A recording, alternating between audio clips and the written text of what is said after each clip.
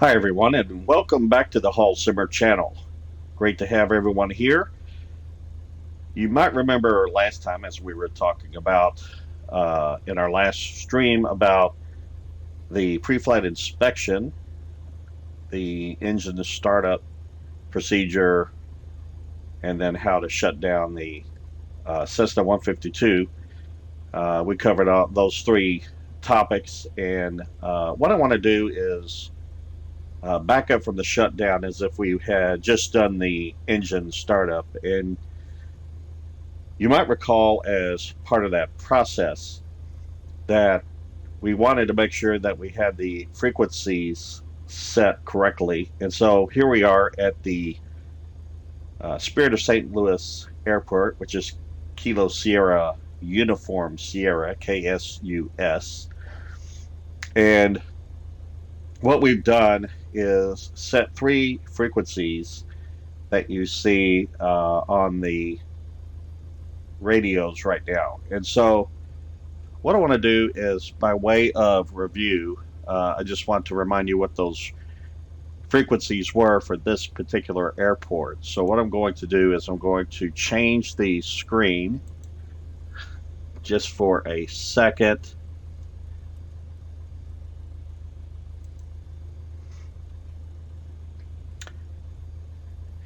And you can see we set three frequencies. If you look at the column to the left of the numbers, the frequencies that you see on the right, we set the Atis, and again, that's the Automatic Terminal Information Service.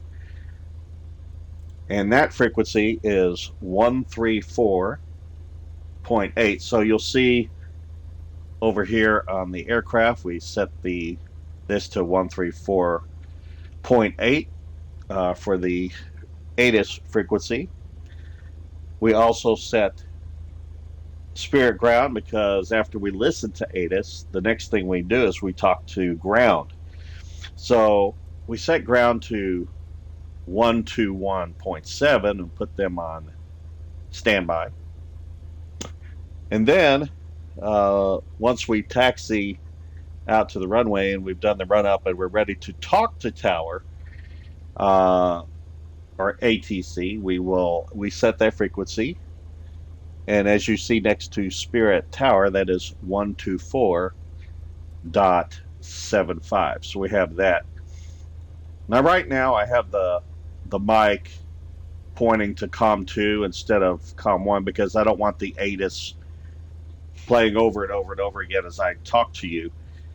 But what I'm going to do right now is we are actually going to discuss Atis in finer detail. And so what I'm going to do is I am going to set that, I'm going to press 1 to point to COM 1. And you notice when I do that, we start to hear Atis. What I'm going to do in this particular simulator, which is Microsoft Flight Simulator, I am going to go to tower so that you can see the text right here as it scrolls by, because what the voice is telling you is what you see scrolling here on the text so that you can see that. So I want to break Atis down a little bit and go through the components of Atis. And the first thing I want to do is you'll see this altimeter 29er.92. You saw that right there. That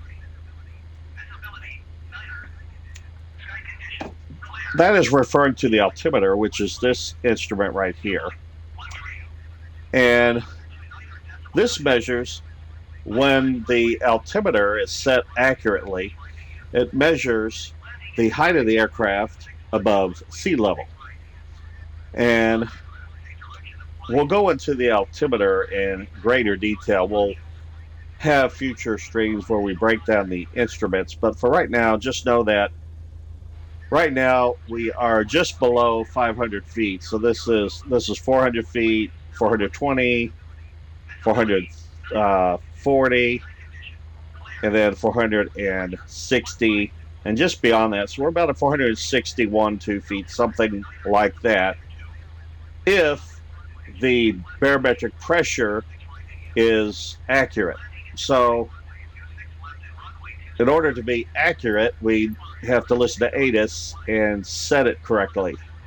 Atis said 29er.92. So this knob right here, we're going to look at two things. The Colesman window, which is this to the right, and if you look at it, you see 29.9, and then there's these little dots, and it's really, quite honestly, hard to read. So in the Microsoft Flight Simulator, and you might be using another simulator like X-Plane or Prepared, it can, and I'm actually going to turn off Atis here for a second so I have to compete with it. It can be difficult to see, so they kind of help you. So when I hold the mouse down, you see it says 29.92. So it is set correctly for the barometric pressure. The reason this is important is if it's set incorrectly, you see that now I'm at 30.00, for example. You see that the altimeter starts to adjust. Bottom line is, if this is not accurate, if you don't have it set correctly, you will be flying higher or lower than you think you will, especially as you get up in the air. When you're on the ground, it's not a big deal, but as you climb and if you get into the clouds, you can't see around you, and you don't have the altimeter set correctly, you could be off by 1,000 feet or more. And therefore, if you think you're flying higher than you are, you might go right into a mountain if the visibility is low. So it's very important to have this set correctly, and you do that by looking at this Colesman window and then rotating this knob so that you have this you have the ability to adjust this based on what you hear from the Atis, and so that's part of what you're going to hear. Now we're going to flip Atis back on, and what I want you to do next is to focus on the runway and winds, because what I need to do is I need to talk about that a little bit and break that down as well to provide some background. So I'm going to press mic on, and it loses the scroll. So what I'm going to do,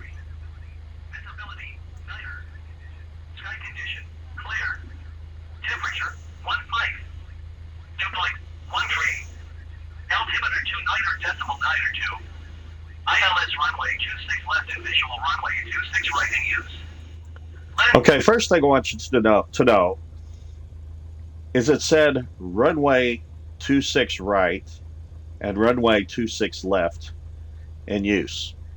So if we look at the, and I always forget to take off the graphic. So I'm going to, you guys didn't see that, you didn't see the thing scrolling across because I had but this is what it looks like. I'm going to let it go here so that you can see the text scrolling across there. I apologize because I always forget to take that graphic off. So what I'm going to do is I'm going to show the airport diagram, and I'm going to change the screen again so that I'm showing the airport diagram, which I think we showed you the last stream if I recall, but I'm going to repeat it here. So I'm going to pull it up.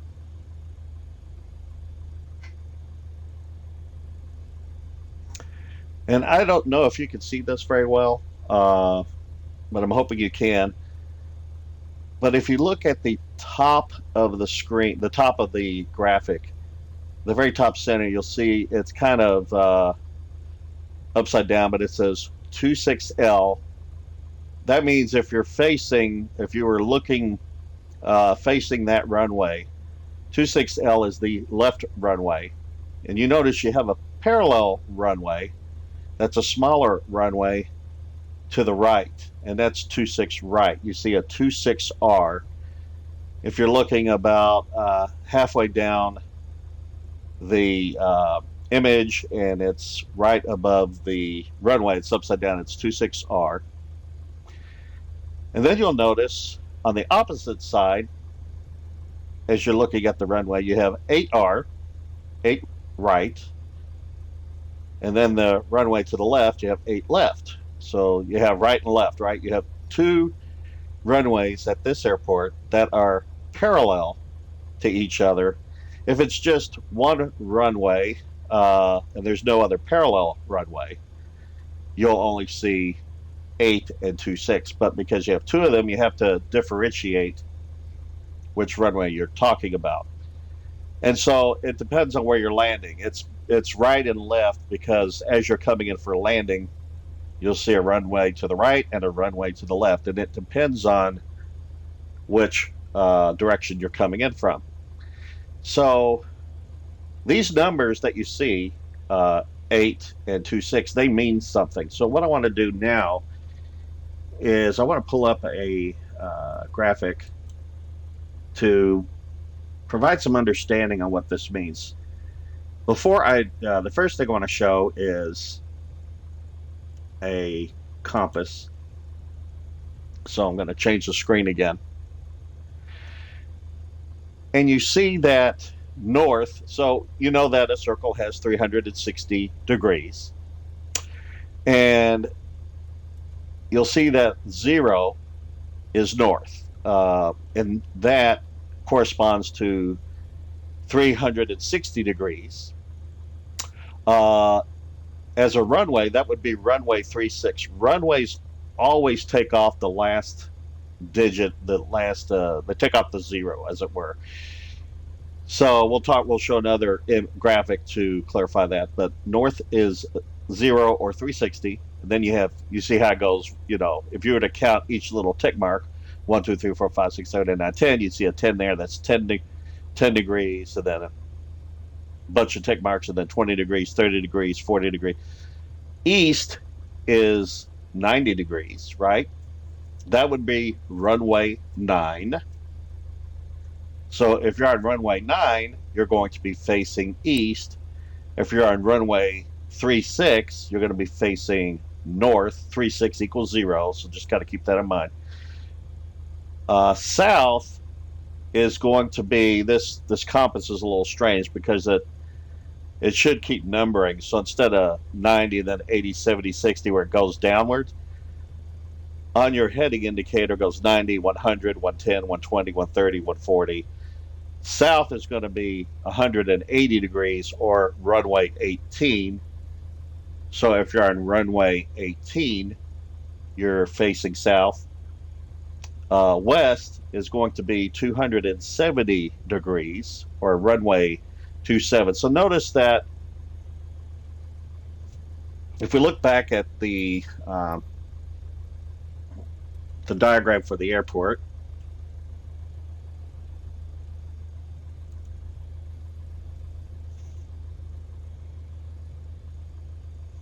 we have 26, which is 260 degrees. 180 degrees opposite of that would be 80 degrees or runway 8. So that's why you have 8 and 26 as opposing numbers, because they're always going to be 180 degrees opposite of each other, unless you have a crooked runway. But anyway, so that's why you see the numbers there. And to make that even more clear, what I'm going to do is show you yet another diagram. This is not the airport that I'm at, but it's just to add clarity. So you see how this is runway 8. Keep in mind that 9 is due east. These are magnetic readings, by the way. So 9 is just above 8. So 8 is just a little bit kind of like facing east, northeast. So it's a little bit further north than due east. So you have 80 degrees. That's kind of facing in a easterly direction. And then you have the 180 degrees opposite, which is 26, just a little bit to the south of west. So 270 degrees is due west. 260 degrees is a little bit higher than that. So you're going to be facing kind of like west, southwest a little bit, just a touch, not very far off. Then you have runway 30 degrees, 3, which is 30 degrees, which is having you face northeast. And then you have at the top right there 21 or 210 degrees, and that is going to have you facing southwest. Okay, so if we were look back at, I'm going to remove this now. Hopefully that's becoming more clear, and I'm going to now remove this.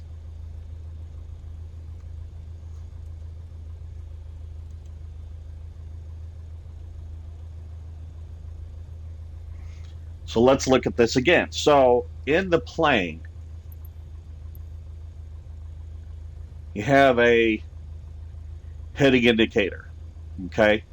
Now Atis said that the active, I think it said the active runway was 26 left and 26 right. So here, once again, east right here is 90 degrees. South is 180 degrees. Right now we're facing almost west. So this is west 270 degrees right here. And then this is 265 and 260. So basically this tick mark that we're almost facing right here, we're almost 2.6. Almost spot on to 2.6. In other words, 260 degrees. This is how we will be facing when we are runway 26. See that right there? So we are on runway 26, which we should not be on runway 26 because I thought I picked the parking spot. But that's actually kind of a good mistake because it does show you that how the runway corresponds to your heading indicator. Where if we were on the opposite end of the runway, and I'm just going to go ahead and take the brake off for just a second. Because what I need to do is kind of taxi back. Let me get this ATC out of the way for just a second.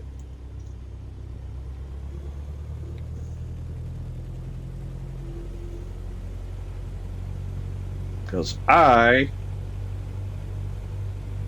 did not mean to be on the runway, so I forgot to be off the runway. I meant to be over here, one of the parking spots. So let me do this. Let me go down a little bit and get back to where I wanted to be. Just gotta go down the taxiway here.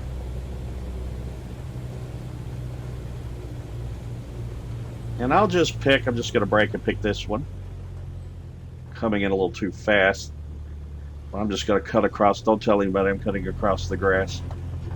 Oh, bumpy. Oh, oh, oh, oh, oh. That's gonna be costly. Anyway, the point is, if I was on, and I'm trying to hit the building here, if I was on runway 8, I'm going to stop right there. Okay, there we go. A little bit over. Right there. So if you look at the heading indicator, this is 60 degrees. This right here would be 70 degrees. Right here is 80 degrees, or runway 8. Remember, the 0 is always stripped off. So this is how it would be facing if I was on the opposite end, instead of being on runway 26, if I was on runway 8. So what Atis is basically saying there, as we were listening to it, is that runway 26 left and 26 right are the active runways for taking off and landing. So I'm trying to make this clear, and hopefully it's the light bulbs are going on off. I mean, light bulbs are going off as we talk about this in a little more detail. So the reason, the goal here is to try to, as much as possible, to take off and land into the wind. And there's a reason for that. And that is because when you take off and land into the wind, it reduces the amount of runway that is needed for you to take off or land. Okay? So you want your takeoffs and landings to be as short as possible, so you can either get on the ground as fast as possible or stop as fast as possible if landing, or get off the ground as soon as possible if taking off. And so you want to take off and land into the wind. Um, we're going to talk about crosswinds later, but the maximum, if you do have a crosswind, and then in an ideal world, the wind would always be blowing directly towards you as you're taking off, but that obviously will not be the case. A lot of times you have what's called a crosswind, which we'll talk about later.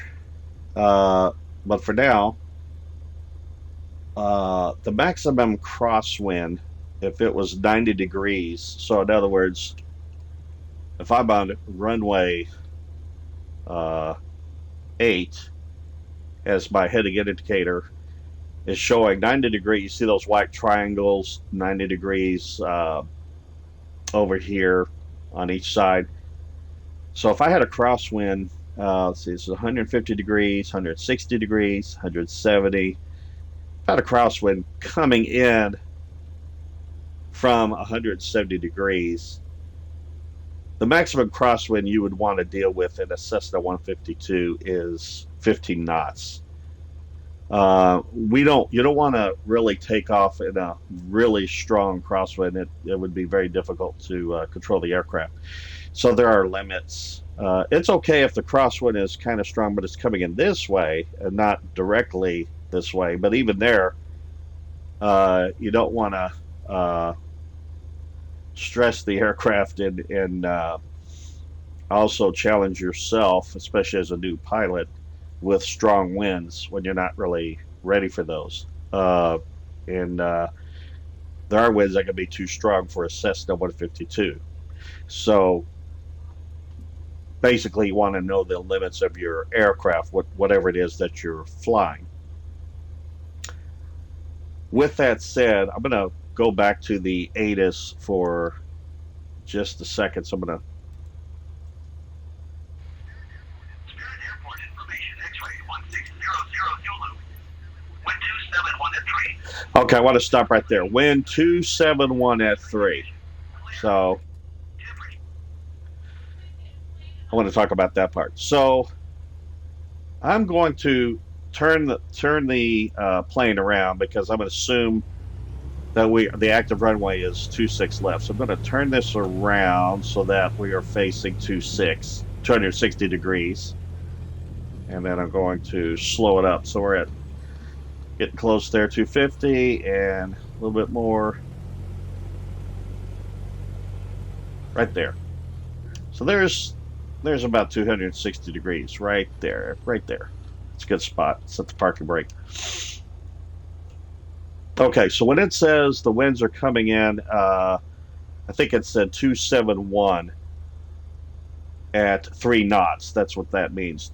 The winds are coming in 271 degrees at 3 knots.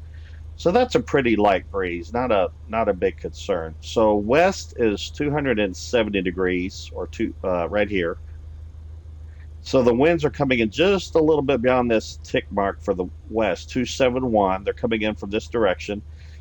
So an ever so slight crosswind, not much of a crosswind at all, at 3 knots. So it's a very light wind as well. So very favorable conditions to take off in. So not bad at all. Nothing too much to be concerned about.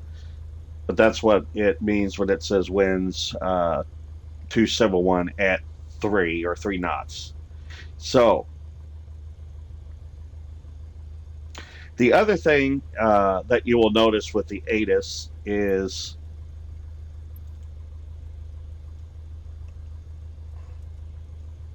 which I'm going to turn back on again. Spirit Airport information, X-ray 1600 Zulu. Wind 271 at 3. Visibility, nighter. Sky condition, clear. Temperature, 15. Dew point, 13. Altimeter. Just kind of follow the text here. ILS runway 26 left and visual runway 26 right in use. Landing and departing runway 26 left and runway 26 right. VFR aircraft say direction of flight. All aircraft read back to hold short instructions. Advise controller on initial contact you have X-ray. Okay, advise controller that you have X-ray. So what that is about is whenever they update the Atis information that you're receiving, maybe the weather conditions have changed, maybe the active runway has changed, whatever the changing conditions are, they will assign a letter like X, A, B, C, D, F, G, go through the alphabet and make changes to the lettering. So I forgot what they said, if they said X here or W, I can't remember. But let's see, it'll show up here in the text. So if I'm just a little bit patient, advise controller, you have on initial contact, you have X-ray. Okay, so you have X-ray.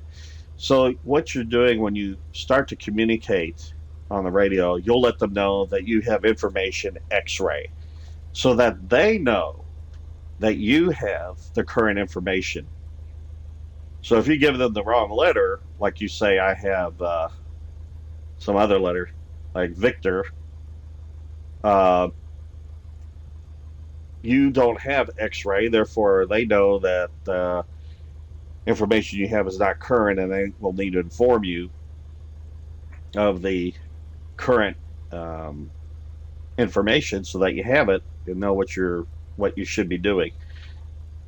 But so that's something to be aware of, is that lettering that again changes whenever the Atis information gets updated.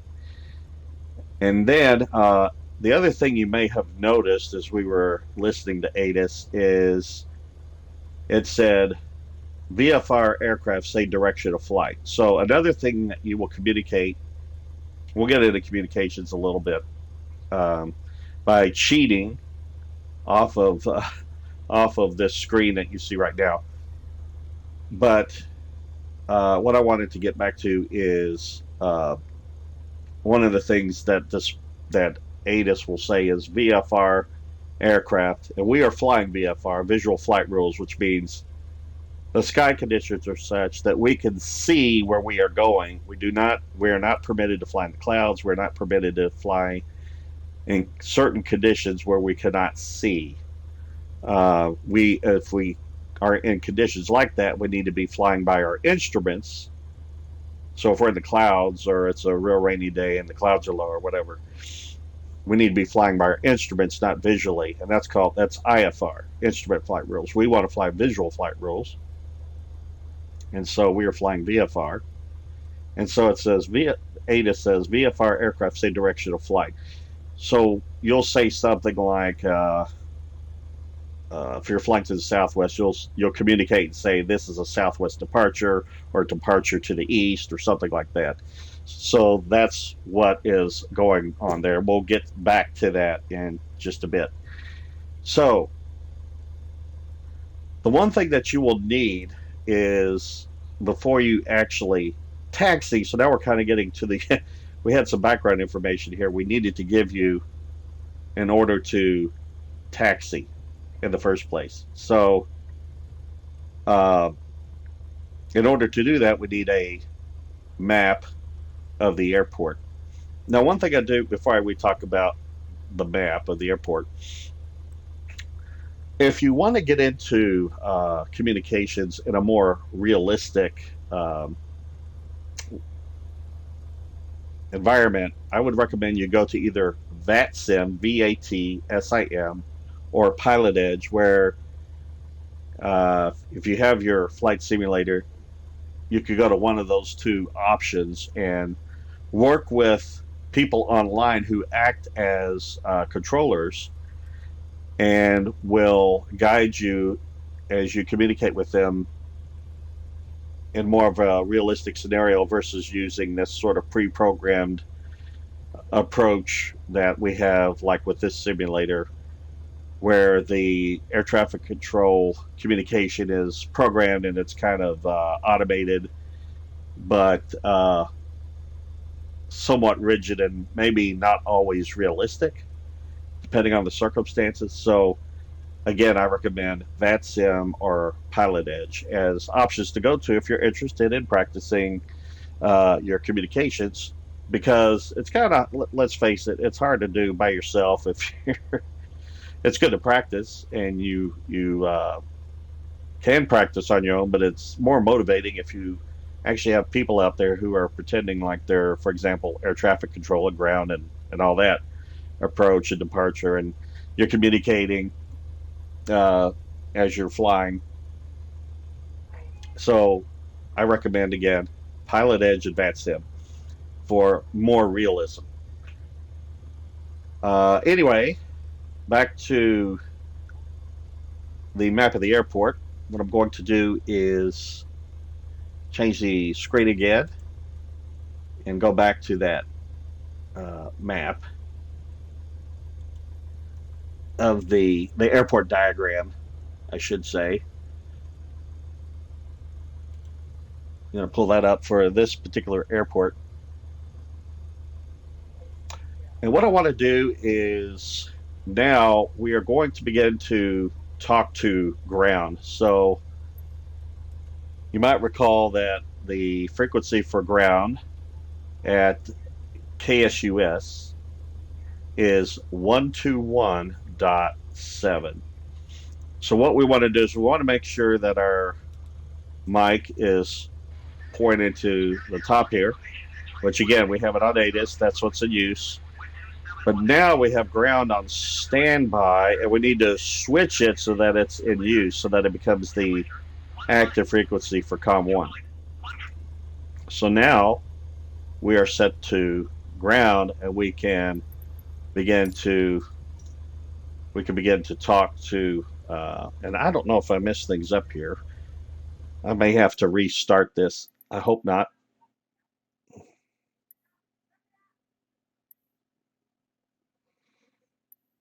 Let me resume and see if it, because I think I messed it up, because I was out on the runway, wasn't I? So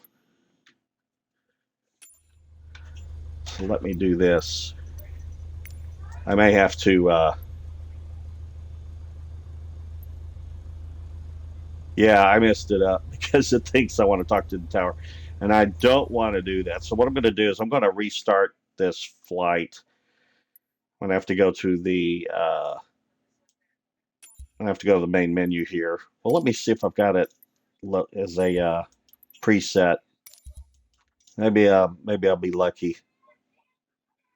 So let's go here and see if this works.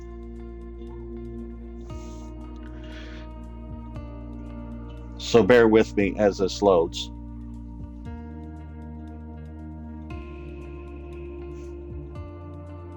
That's probably what I should have had loaded in the first place, and I forgot to do that.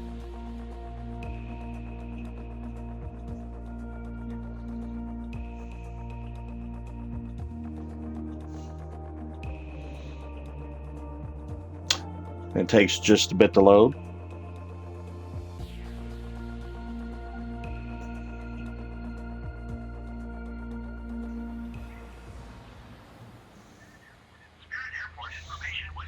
Okay, that's good. So let me see if I can. I'm going to switch this. Let me zoom in so you can see it. I'm going to. We should be on first mic, the first one. And I am going to switch to ground now, and let's hope. Uh-oh, I know why I didn't do that. Because when you load a flight, this is something to be aware of with Microsoft Flight Simulator. I just remembered now. When you load a flight, it doesn't allow you to go to the menu. So I'm going to have to start over anyway. So that's a lesson learned there, folks.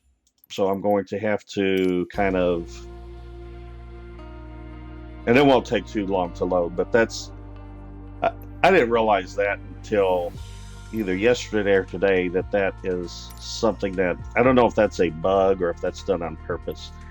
So this is where I want to be right here. I'll set this as departure, this ramp 9 parking, and we'll go ahead and fly. Now, whenever you choose, like in this simulator, whenever you choose a spot that is off of the runway, your airplane is going to be shut down. But there's this handy dandy secret key combination that you can use instead of me having to go through the checklist all over again. I'm just going to cheat, and I'll show you how to do this, at least with Microsoft Flight Simulator. I don't know about X-Plane or Prepared, what their options are. It's been so long since I've been in X-Plane, I've kind of forgotten, but I'll go ahead and hit ready to fly, or click ready to fly, and see how everything is cold and dark, so I'd have to go through the whole procedure to bring the plane up again. We did that last stream, I believe. I'm going to not do that. I'm just going to hit hold control with one finger and press the letter E as an engine. And when I do that, voila, everything just starts up. Now the bummer here is I lost the frequencies I had set. So what I'm going to do right now is I'm just going to set ground. Actually, forget that. I could set ground and make sure I have nothing blocking the screen. You can see it okay. So I'm going to zoom in. And ground is 121.7. So you would set this to 121 at the outer part, which is this side to the left of the dot. And then right here, we'll go to 7. And we will do a switch, and you would be talking to ground here. I'm not going to worry about the tower because we're really not going to talk to tower today.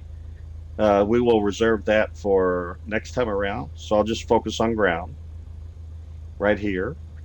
And how you work this is, again, you would go up here, and I want to show you. We're ready to taxi. We've listed the Atis, which you see the frequency for that. I could have just chosen this, and instead of setting it with the dialing it in right here. But I'll just say I want to request taxi, and when in the future, which is going to be our next stream, when we actually depart, we'll just choose straight out for right now. So request taxi, depart straight out. Spirit ground, Cessna Alpha Sierra X-Ray Golf Sierra with whiskey request taxi for takeoff straight out departure. Cessna Alpha Sierra X-Ray Golf Sierra taxi to and hold short at runway 26 left using taxiway Alpha. Contact tower on 124.7 flight when ready.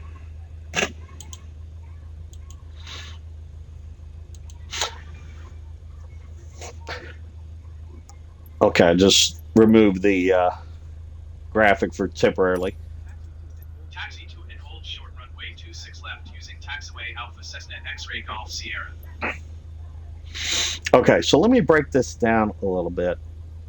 This was the initial conversation we had with ground. Okay, we were talking to ground, and I initiated the conversation. So before we go into this, I want to pull up yet another graphic.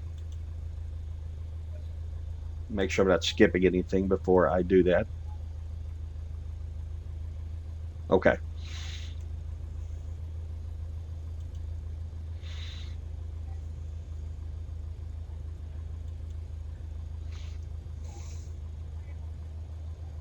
So when you first communicate and you initiate the communications, you have a pattern that you typically follow.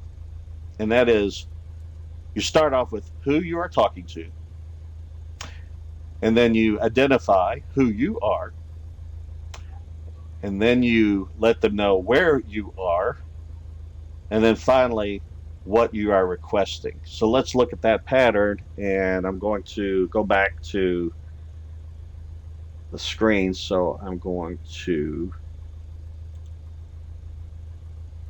remove that. So remember those 4 things. So I said, first off, you're going to focus on who you are talking to. So we were talking to ground, and you identify the airport first. So Spirit ground. You don't say Spirit of St. Louis ground. You usually have an abbreviation of the airport if it's a long name. Spirit ground. And then you identify who you are. That was the second piece. Cessna Alpha Sierra X-Ray Golf Sierra. with whiskey. Remember how we were to let them know when we were listening to Atis what letter was assigned at that time. So this lets them know that the information we have is whiskey, with whiskey, and then it doesn't really identify here where you are, but you can say something like ramp 9, or if we were in some other part of the airport, it might be general aviation parking or whatever. So you'd have an additional piece here you might say, which is to let them know where you are. So we were at ramp 9. They didn't include that here. And then what you're requesting, which is the fourth part, request taxi for takeoff. And remember, you give them your departure direction, straight out departure. That's where that comes in. So those are the 4 elements. So then the tower, that's this part, they will let you know, this is the tower, Cessna, Alpha Sierra, X-Ray Golf Sierra, taxi to and hold short of runway 26 left. So there's a line at the run before you enter the runway. There's a line. It's kind of like don't cross this line in the sand, right?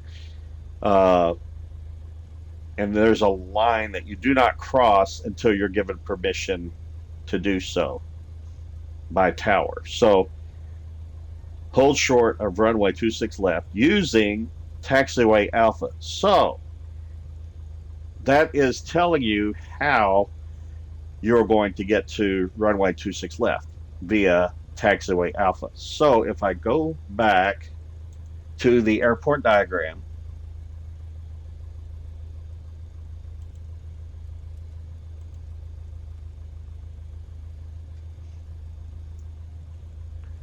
if you look at runway 8 right and 26 left, you see 26L is at the top there.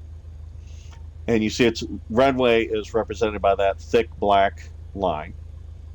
We don't want to go to 26 right. That's on the other side. That's the parallel runway that's thinner, the thinner black.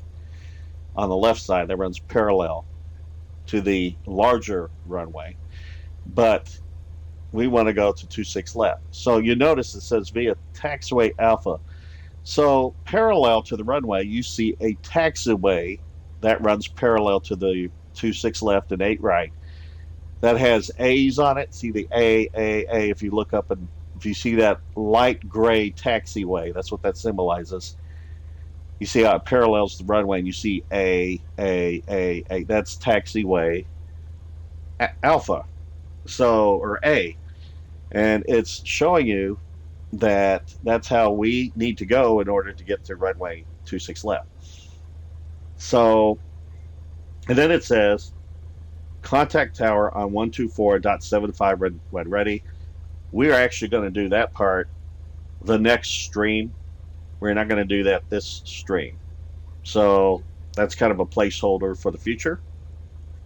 But what you want to do is repeat back to the tower what you just heard so that they know that you got the instructions correctly. And notice, in repeating back, well, actually, let me do the repeat back. So you say taxi, so you're repeating back what they gave you. Taxi to and hold short runway 26 left using taxiway Alpha.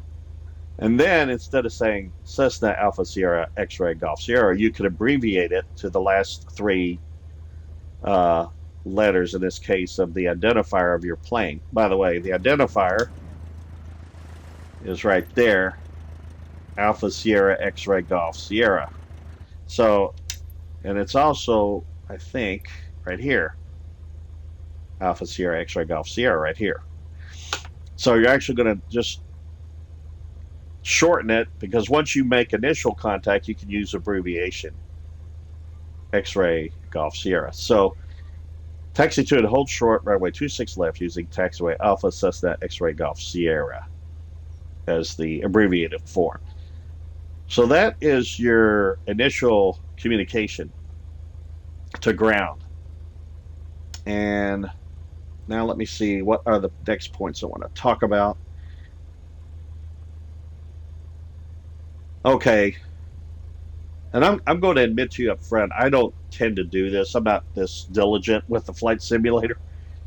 But on a day like today, where the winds are so light, you would not necessarily have to be concerned about this. But when the winds are stronger, they can sort of get under the wing of an airplane and make it interesting when you're trying to taxi in terms of maintaining control of your aircraft. So there's another image I want to show you.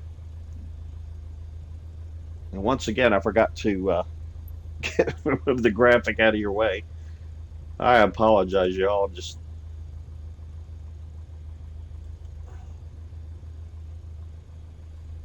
going to take off that graphic so that you can see the communications.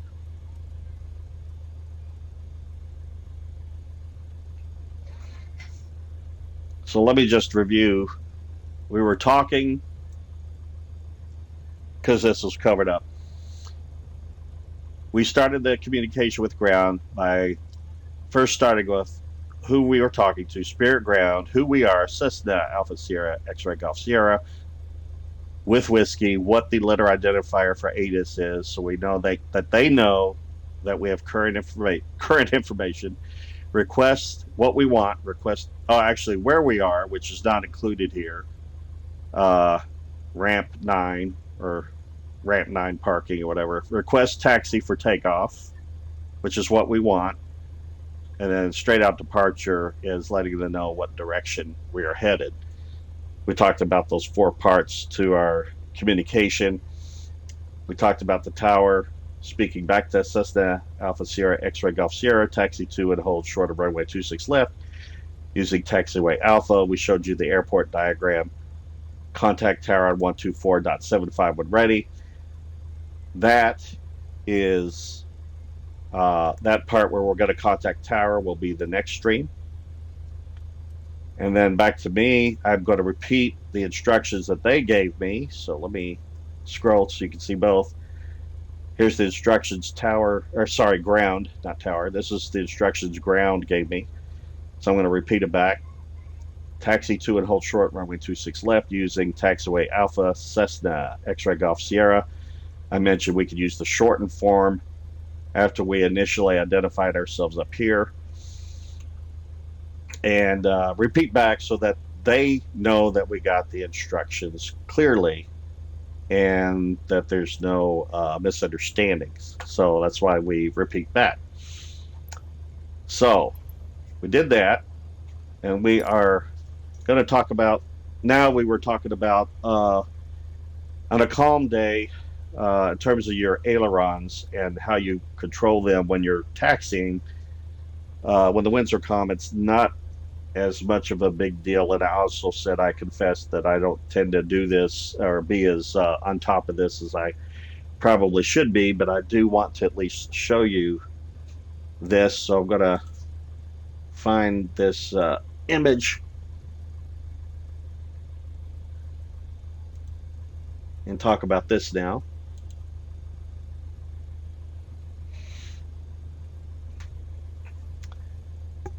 So we're talking about the winds. There's winds that can come towards your airplane at generally 4 different directions as you're taxiing.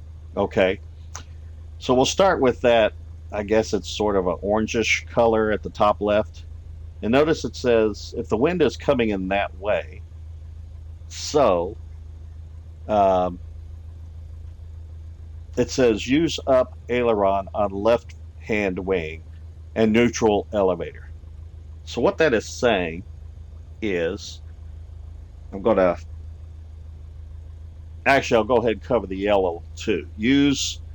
So if the wind is coming in from the right side but toward the front of the plane, that's that yellow. Use up aileron on right hand wing and neutral elevators. What is that talking about? So I'm going to again hide, because I keep forgetting to do that, don't I? I'm going to hide that graphic so you can see this. So if I get outside the plane, And let's pretend like my mouse is the wind, and say the wind is, let's start this way. The wind is coming in this direction, or this, something like this. It's coming in towards your airplane, and it's a pretty, it's a pretty good wind. It's not a calm day. There's a bit more wind coming in. What you want to do in that case is left aileron up, which is this guy, and neutral elevator, which means the elevator's even. Okay, because the wind can get under your wing and try to tip your plane. Tip your plane. Of course, if you can tip your plane over, you probably shouldn't be flying in the first place. But wind can cause problems with crosswinds, especially with takeoff and taxiing. And so neutral. This is not neutral elevator. Neutral elevators like even, Steven. Okay. So when it talks about use the left-hand wing, so you're kind of going into when it's coming in this way. But if the wind is coming in this way, you're going to have right aileron up, like this. So let me just make sure. So use up aileron on the right-hand wing as it's coming in. And that's how that works. Now, if we go, and again, in a case like that, the elevator back here will be neutral. However,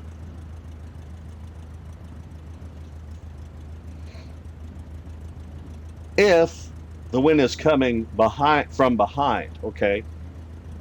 So if the wind is coming from behind on the blue side, it says use down aileron on left-hand wing and down elevator. Okay, so instead of up, it's going to be down. And if the wind is coming at the green side, is sort of symbolized by the green side, if it's coming behind you from the right side, you're going to use down aileron on the right-hand wing and down elevator. Notice down elevator for both. So that means, get rid of the graphic now.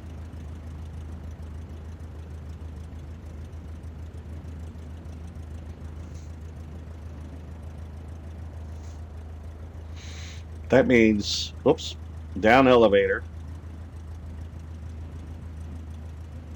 I'm sorry, down aileron over here and down elevator back here.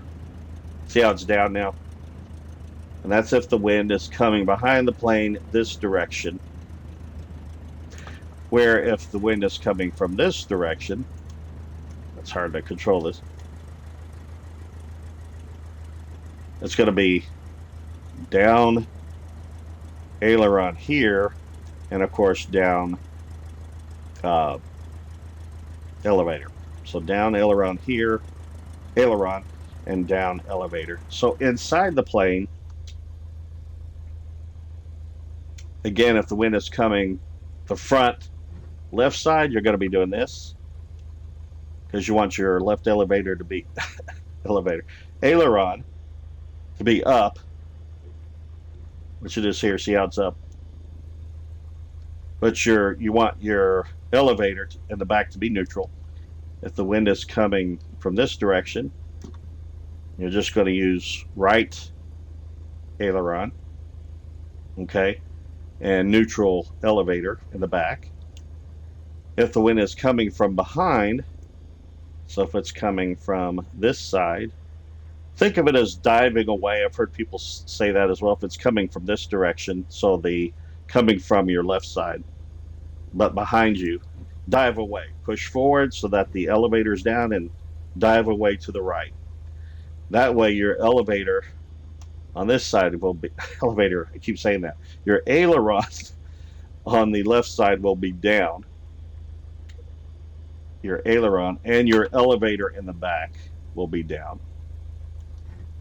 And then if the wind is coming from you from your right side, this way. It's coming from the backside towards you. You're going to dive away again, push this forward and this like that, so that your elevator in the back of the plane is down and your aileron on this side is down.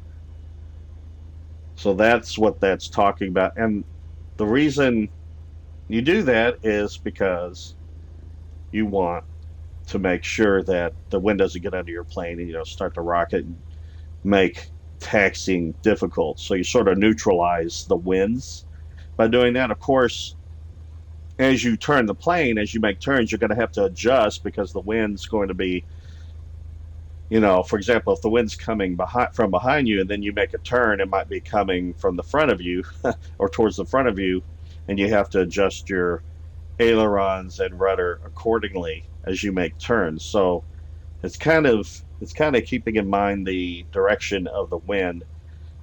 And I'll just mention it here. I will be the first to tell you that in the simulator, I'm not personally diligent to try to keep track of all that. And that's, bad on my part, I admit. But now in the real world, you want to be more diligent. But in the simulator, I find myself just taxiing out.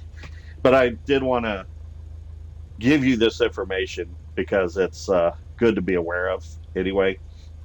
Now, if they start simulating that more in the simulator and they start making the winds more and more realistic, I might have to get more diligent about how I have my ailerons and rudder as I'm taxiing out to the runway. So,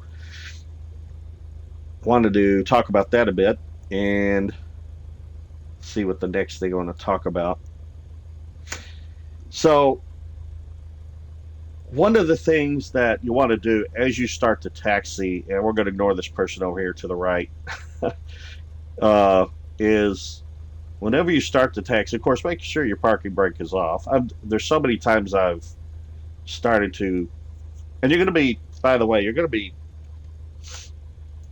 taxiing, not with, you don't control, you don't steer your plane this way. You taxi with the rudder pedals. This is turn left, turn right. And if it's a hard turn, like you need to make a sharp left turn or a sharp right turn, you might have to use a toe brake and add some power too. So these brakes can also, not only do you push the whole thing, but you can also kind of push with your toes the top of the brake, and that gives you even tighter control as you turn. I am not going to, I don't have my simulator set up to do that. I have to sometimes fidget to do a tight turn. Sometimes I end up in the grass and I don't turn as tightly as I should. But anyway, so what happens is you want to go when you're taxiing, you want to go to jogging pace. And so you start by adding a little power. You don't want to add a ton of power. You just sort of make sure I have the brake off. I do. I think I do. Check it real quick. Yep. Actually, I want to push it in. So, you're going to add a little power to get yourself going. And you're not going to go terribly. Now, one thing you want to do is you want to hit your brakes. And the reason you want to do that is you don't want to be taxiing along and then all of a sudden find out that your brakes are gone. So one of the things you want to check is you want to apply brakes to make sure your brakes are working. So that's a good thing to do so that you don't get barreling along and find out that, say you get to the end of the taxiway, you have no brakes and you're in trouble. So you test the brakes. And then another thing you want to do is do some checks. So this is called, and again, we're going to talk about these instruments more, this artificial horizon that symbolizes the Earth, the attitude indicator that works off of gyros. You want to make sure that as you turn when you're taxiing, that this rotates no more than, say, 5 degrees during taxi turns. So when I'm turning, I'm just going to simulate this. When I'm turning, that should rotate, the attitude indicator should rotate no more than 5 degrees. I don't know that it simulates that accurately in this plane, but it didn't rotate hardly at all. And then the other thing is there's a turn coordinator. And you want to make sure, I'm going to take this off. You want to make sure that when you turn to the left, that the wings are banking. This wing will turn down here and bank to the left as well. And when you turn to the right, this wing will bank to the right. But the ball here that's used as the turn coordinator, which is another topic for another time when we talk about turns, it should go the opposite direction. So if I'm doing a left turn, the wing will drop and the ball will go to the right. If I'm doing a right turn when taxiing, this wing will drop down and the ball will go to the left. It'll do opposite. So let's see if that's so. So I'm going to start with the left turn. See, the ball's going opposite. Now we're going to do a right turn. See how the wing's going down, the ball's going opposite. Left turn. Try not to hit any planes here as I'm goofing off. And right turn. And the wings are adjusting. That's good. Left turn. Right turn. So that is good. And then one of the other checks you want to do is to make sure this compass, you want to make sure that your heading indicator is accurate. And if it's not, you can twist this knob right here to adjust it. So looking at the compass here, we're about almost 2 lines to the 2 ticks to the right of the W, and down here it's going to be opposite, and we're a little bit beyond that. So what I could do is, if I feel that's inaccurate, I could adjust this with this knob, make it like that, and say, you know, that looks a little, it's a little hard to see because we're off. So it looks like I need to go a little bit inside that if I'm going to be like right about there. So that's, and again, it's going to be opposite, a little bit opposite of what you see up here because of the way the compass here rotates versus the heading indicator down here. So you're going to check for accuracy so that if I turn, let's pick another random, then I hit the brakes.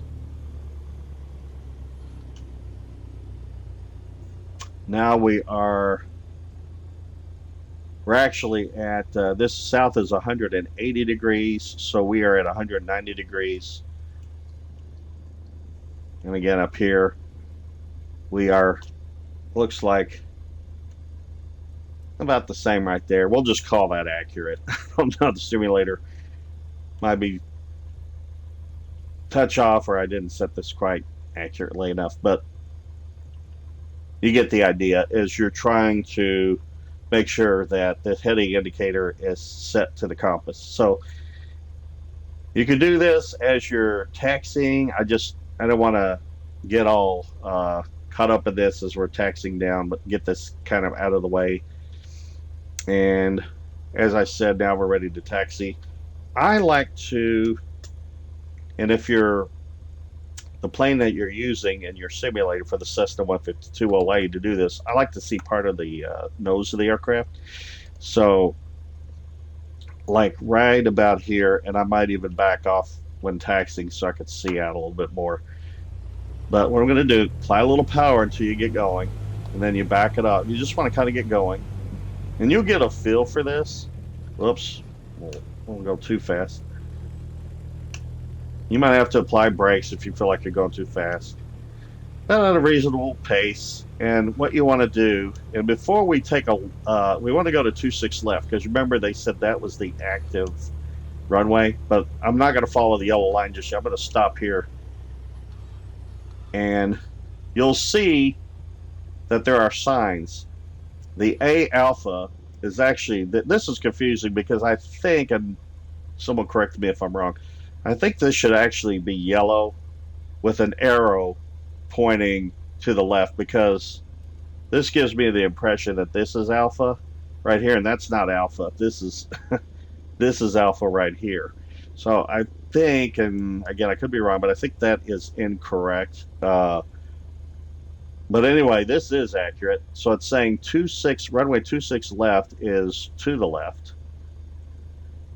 Now we're actually going to be going 80 degrees, and that's a little confusing. Runway 8 right is to the right, but it's all, as you're taxiing down, we're going to be going 80 degrees. That's because we got to turn around to face 26 left. So right now, let me get on the yellow line and just show you that.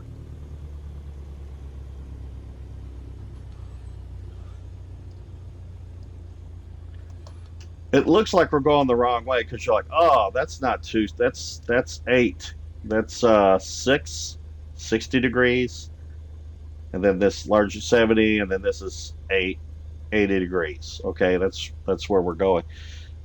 And you think, well, that's incorrect, but it actually is the right way because we got to turn the plane around when we get over to the runway. We're going to be turning it around 180 degrees and facing 26. So this is correct, and the sign is correct as well. So this is where we want to go. Now, I want to make sure that I am following that yellow line. I basically want to act like I'm sitting on the yellow line when I'm taxiing. So this is a guideline because you have wings on your plane, and it's designed to keep you away from any obstructions, which hopefully it's nothing that would clip your wing. But I want to sort of taxi in such a way that it looks like that I am sitting and about jogging pace, although this looks like a run. And for a long taxiway, you might get away with going a little bit faster. You're not gonna, if you get off of the yellow line, you're not gonna have taxi police that come chase you down and say you're like 2-3 tires off of the yellow line. But generally you're trying to act as if you're sitting on top of the yellow line. And again, if you feel like you're going too fast, apply some brakes. So hopefully you have some pedals. I don't, so I have to use a trigger on my joystick as a brake. And what we're going to do now, we're at the runway, and we're going to do something called a run-up, which is sort of some final checks and testing before we are to take off. So what I'm going to do is stop it here. Whoops, I went too far. Oh well. And the reason I'm pointing, so remember, you want to take off into the wind. So the reason I'm pointing more into the wind is to keep the engine cool. And that's why I did that. That's why I turned around. Of course, this is a simulator, but just trying to have some realism here as we go through the run-up. So the first thing I want to do in the run-up is, because I need to do some testing, is I want to set the parking brake. So the parking brake goes on. Make sure that the cabin doors are secure and fastened, and that we're latched and all is good there. You might remember, I'm going to put the yoke back on. You might remember that we did this in the last stream or the one before that. You want to make sure that your controls are, meaning your aileron rudder, your elevator, are free and correct. So I'm going to back this off a little bit. So you're going to be doing something like this and checking the full range. And you're going to be, when you're doing that, you're going to be looking out your window, hard to see, so I'm going to go down here. You're going to be looking at your ailerons, make sure those are correct on both sides. Free and correct, right? And then you're going to be checking your rudder, and you're going to be checking your elevator,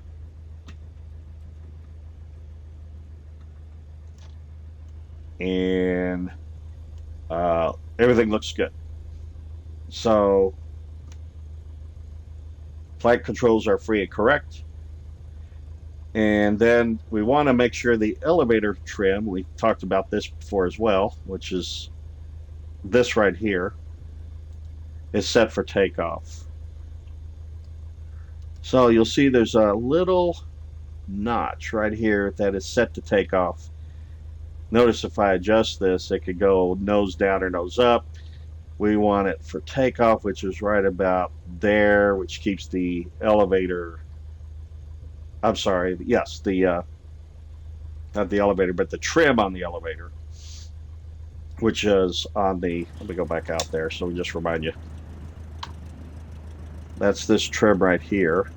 And again, we talked about this. If you look at the prior stream or two that we did, we talked about this elevator trim right here. It's this section. It's on the right elevator.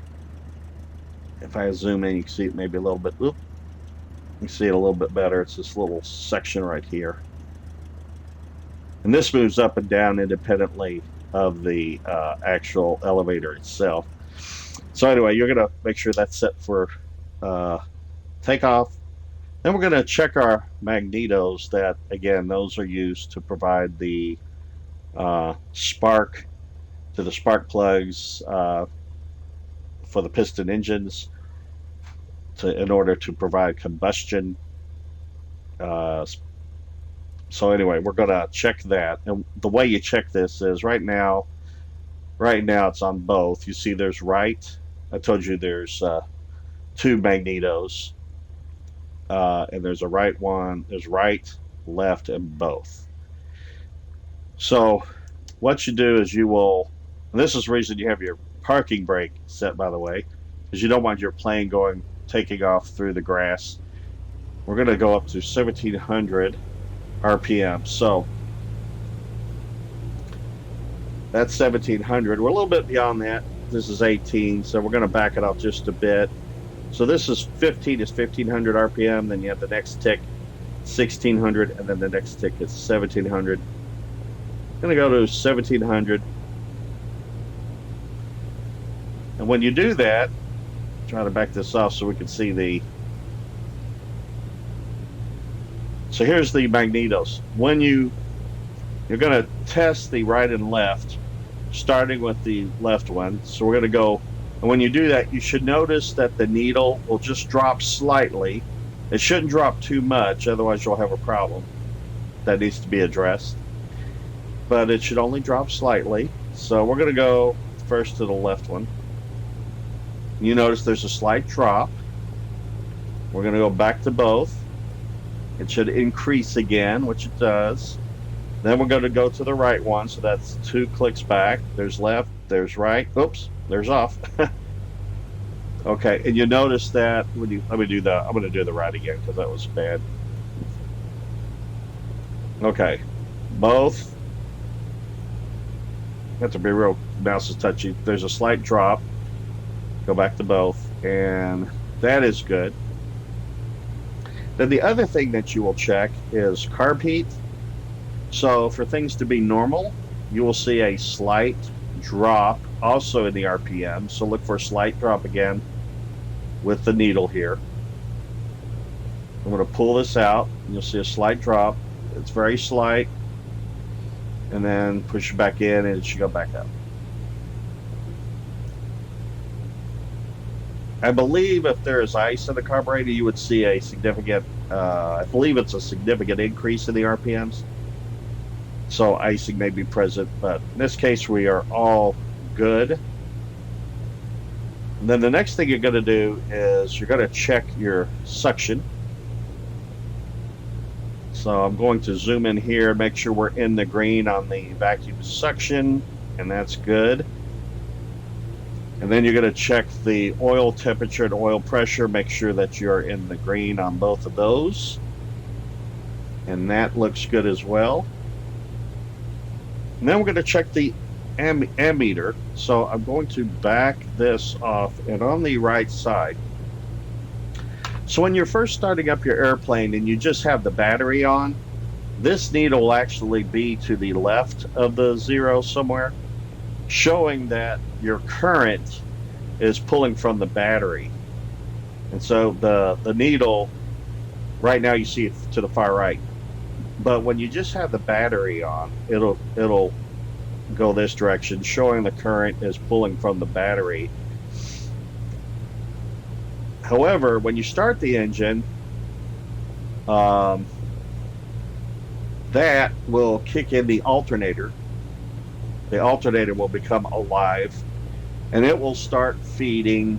It'll start charging the battery. So the current will now start going from the alternator over to the battery, and that's why you see this off to the right, and you should see it off to the right, indicating that your alternator is working and that the alternator is charging the battery. So if the alternator had failed, this would be to the left of 0, which would not be a good thing because the battery can only supply current for, only so long. So you want your alternator working. So we are good here, and the next step is just to simply bring the throttle back to idle. So that's this right here. Pull it back. That was up here. We're going to pull it back all the way to idle. Again, you check your radios and are set, which I'm not going to do here. We'll do that in the next stream, but you would want to make sure that, your frequency set to tower, because what's going to happen, whatever that frequency is, let me just go ahead and pretend like, let's see, for KSUS, or the Spirit of St. Louis Airport, the tower is 124.75. So whether you do it up here or down here,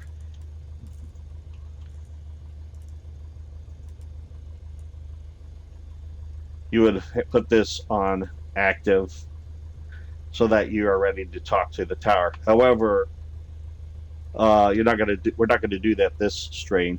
The other thing that you want to check is your mixture, just to make sure it's rich, pushed in. If you're below 3,000 feet, which we are, we're only at about just under 500 feet above sea level.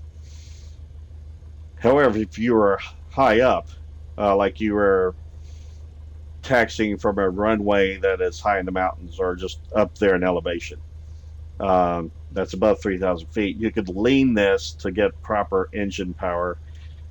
We're not going to, again, future topic for another time. But since we're below 3,000 feet, we are going to keep that pushed in full. It's called full rich. And that is that for a towered. Now, what we've been doing is for a towered airport, we have a control tower. Let's just show some subtle differences, or a few differences, between a towered versus a non-towered airport. So now what I'm going to do is we'll go to a non-towered airport so that you can see what some of the differences are. So first off, I'm going to go to an airport that is Washington Regional Airport. So what I'm going to do is hit the escape key here in this simulator, and I'm going to go to the main menu, and we're going to switch airports to an airport that does not have a tower.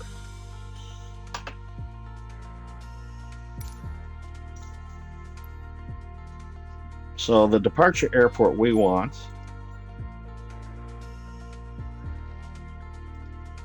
the identifier is Kilo Foxtrot Yankee Golf, and this is Washington Regional. And you see that it has runway 33, and then there's runway 15. So this is 150. So if we're taking off this direction, this is 150 degrees. Remember, 180 degrees is due south, so 150 degrees is a little bit east of south. And then runway 33, or 330 degrees, if you're taking off this way, would be to the northwest. because north is 360 degrees or runway 36 or 0 degrees. It's kind of one and the same. But usually you don't see runway 0, you see runway 36 for 360. However, this is runway 33 or 330. That's why it's northwest. It's a little bit west of north, as it were. And anyway, so what I'm going to do, I'll just pick ramp 1 here. And we'll set that as the departure. And we will select fly.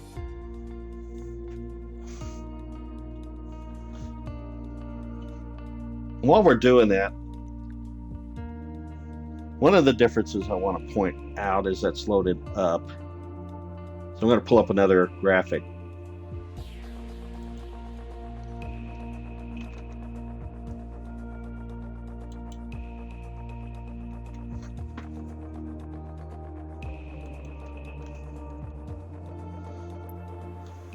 If I can find it.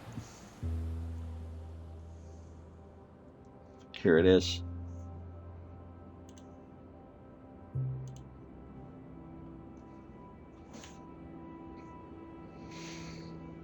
Okay, and I have a couple of arrows. So let's set the frequencies first.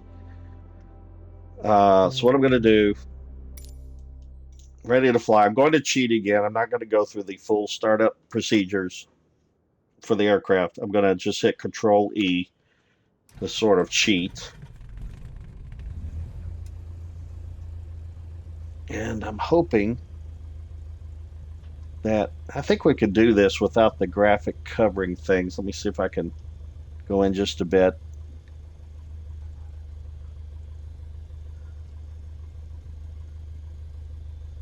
Hopefully you see the radios off to the right there.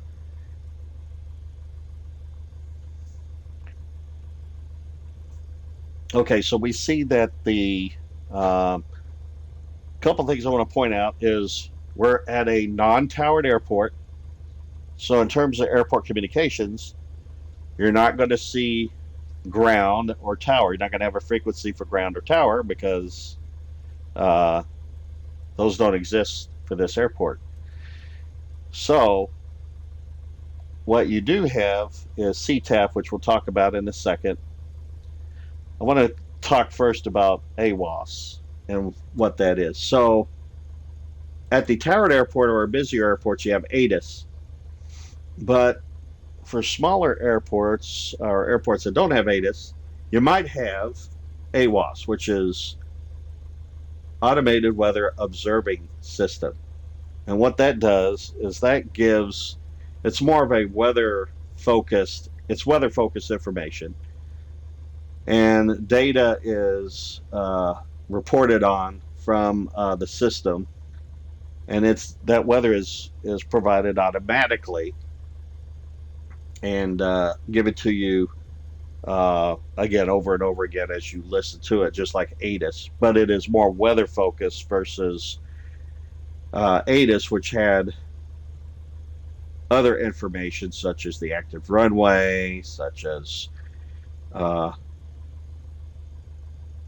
well, really the active runway, I think both of them give barometric pressure, but there's additional information like Atis might give you a note of notice to airmen if there's anything that special information that you need to be aware of for the airport. But the AWOS is more of a weather focus. It's information that is weather focused, pretty much. So, and again, AWOS stands for Automated Weather Observing System. So, what I'm going to do is I'm going to set the dial to the AWOS of 121, and then we see the .325 after that. So I'm going to rotate the inner knob. So the outer knob is for the left of the decimal, inner knob for the right. 121.325. I'm going to put that in. It's in standby. I'm going to place it into use. And just to keep it off for just a second, I'm going to press. Why is it going off?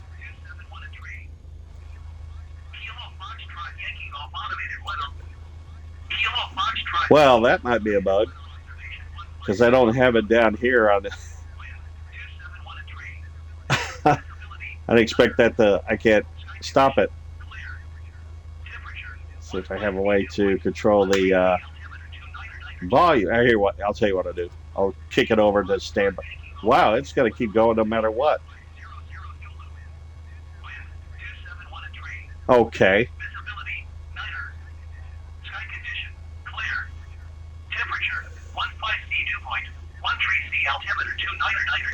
Again, that altimeter 29. Remember, I talked about the barometric pressure being accurate for the altimeter to be accurate. So this is set to 2992, so that's okay. Oh, and I quit. Okay, that's good. I'm going to leave it over here, or just ignore it.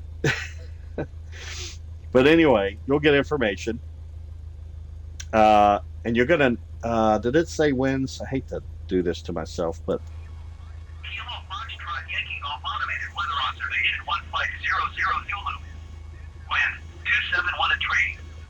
Okay. Now it stopped. Okay. Phew.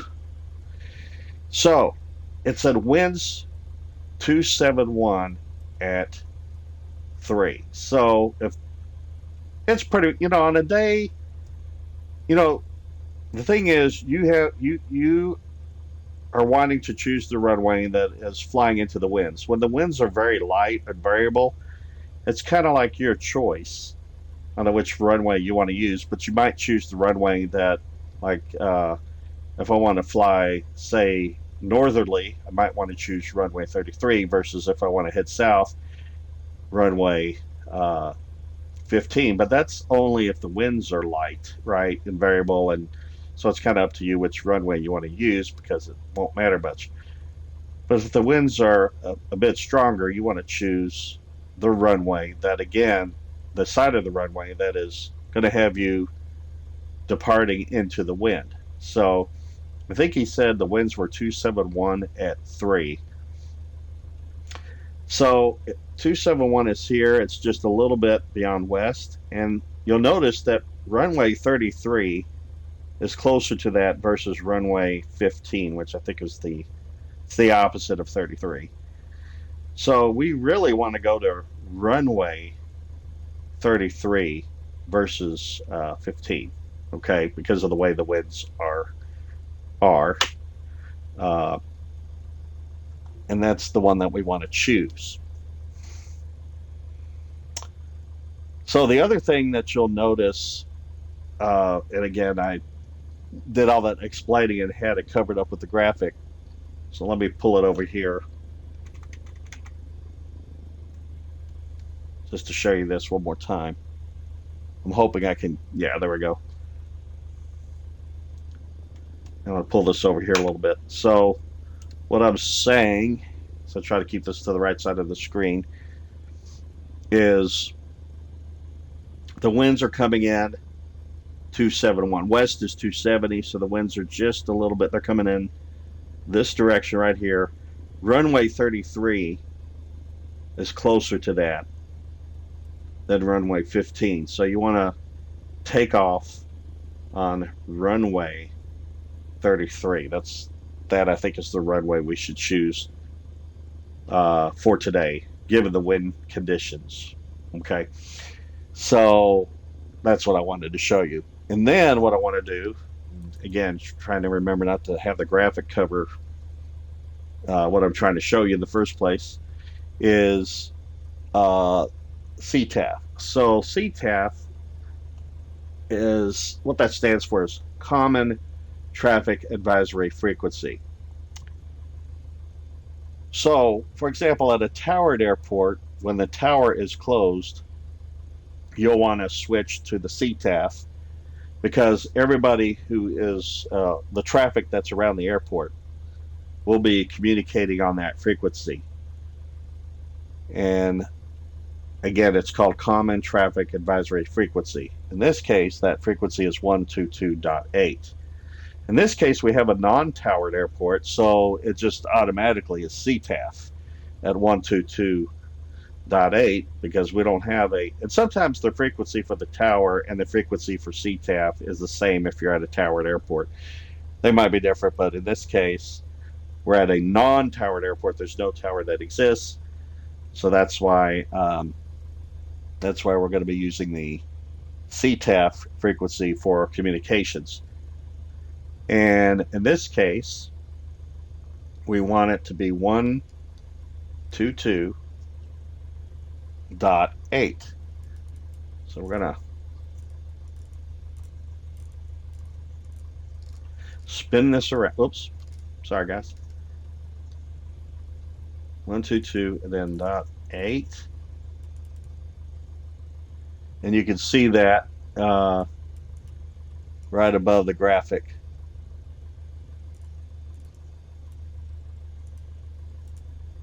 And a little bit more.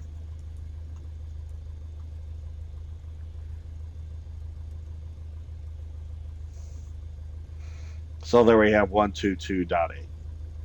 And that's our CTAF frequency. So one of the differences is with a non-towered airport is instead of Atis, you might have something like AWOS or ASOS or something like that that provides automated weather. In this case, we have an AWOS. Or if you don't have that, you can always use the windsock because that will also show you wind direction. You can see that the winds are light, and therefore it is, the stiffer the breeze, the more extended the windsock will be. We're going to talk about that too, but let me go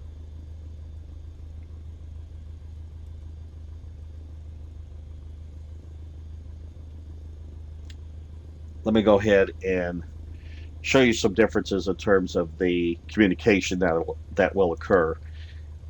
Again, because you're not communicating with ground or tower, you are responsible for communicating with the traffic around the area, letting them know your intentions so that they can be looking out for you, because you don't have tower controlling the traffic around here. So you're responsible for looking out for other traffic and also communicating to any traffic that may be flying around in terms of your intentions and where you are, etc. So what I'm going to do is,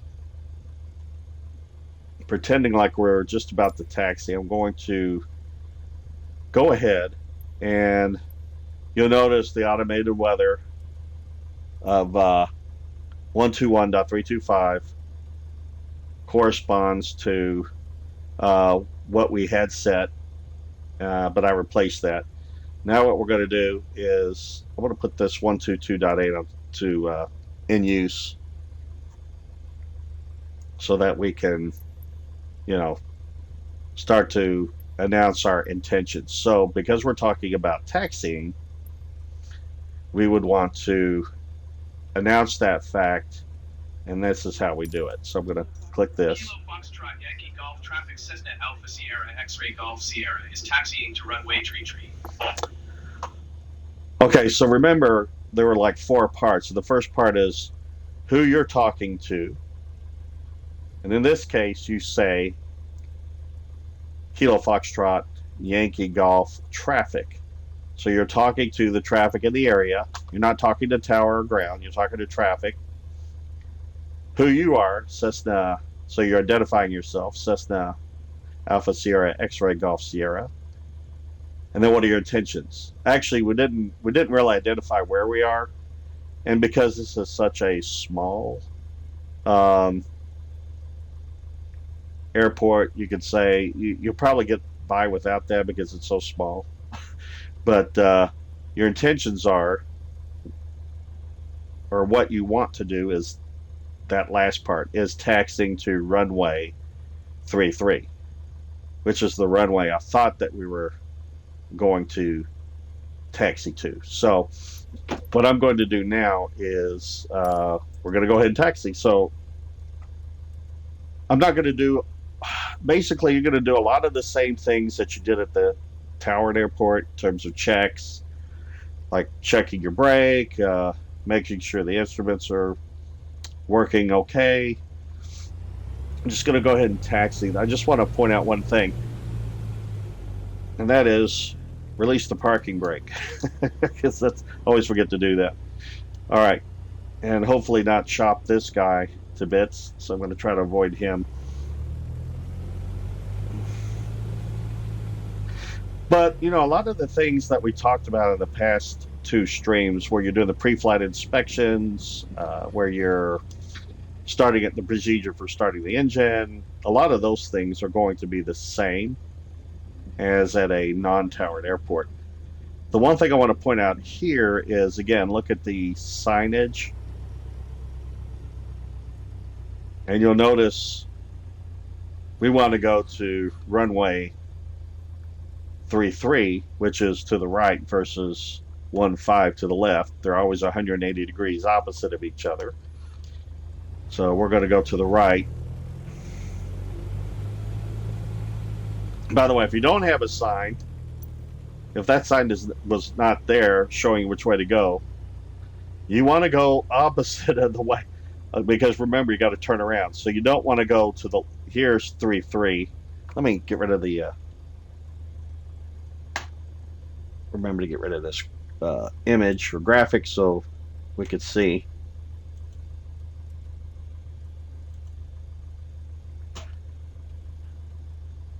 So if this sign over here, this is 15-33, telling you that 33 is to the right, if that did not exist for some reason, then you should know that you don't want to go to the left initially, because that's going to take you to, even though this says 33, that's going to take you to runway 15, because you're going to be turning the plane around. So you kind of want to go opposite.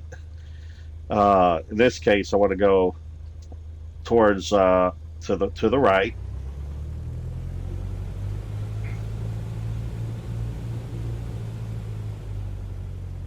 And I just want to say that because when I was first starting out with a flight simulator, I made that mistake over and over again. It seemed like I would just forget to go the opposite direction or not pay attention to the signage.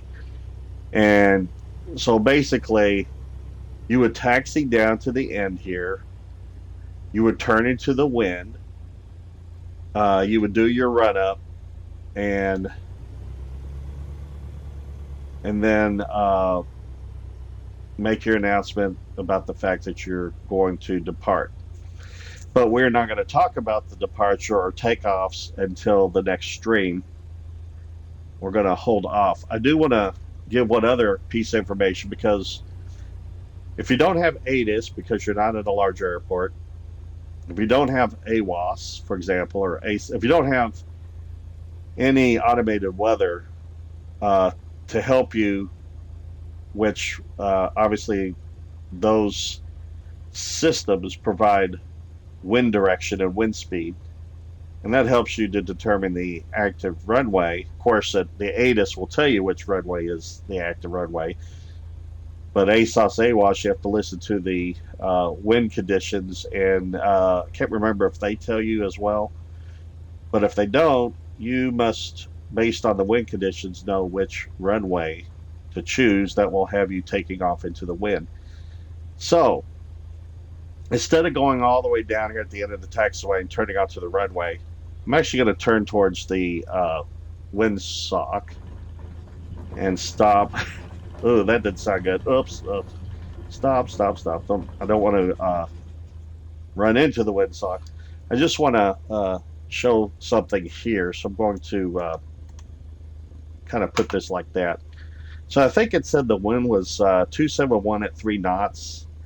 And I want to show one other thing before we end this particular stream, and that is, oops, hit the wrong keyboard.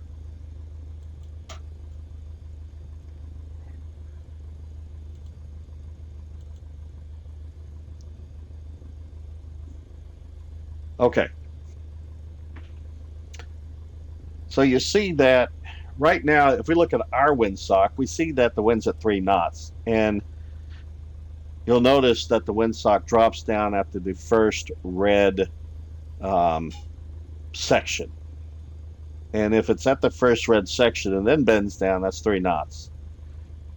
If it is straight up to the first white section before the windsock drops down, then that is 6 knots, as you can see by the black circle that's under that spot of the white section.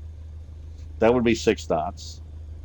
And then if you look towards the top, if the first 2 red sections are straight before the windsock drops, that's 9 knots. So basically every color is 3 knots, right? So the first red's 3 knots, then the white's 6, and then the next red's 9, then the next white is 12 knots.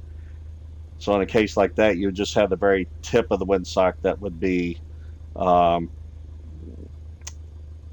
of the windsock would be straight, but the last red would be down. That's 12 knots. And then if the whole windsock is straight, then the winds are 15 knots or higher. And that's the point where you might tell yourself probably not the best day to, it depends on which way the winds are blowing. If they're blowing more towards the runway instead of 90 degrees into the runway, 90 degrees into the runway might be a problem for a Cessna 152 if the winds are stronger than 50 knots is about the limit. But if the winds are coming in at an angle, that might be okay.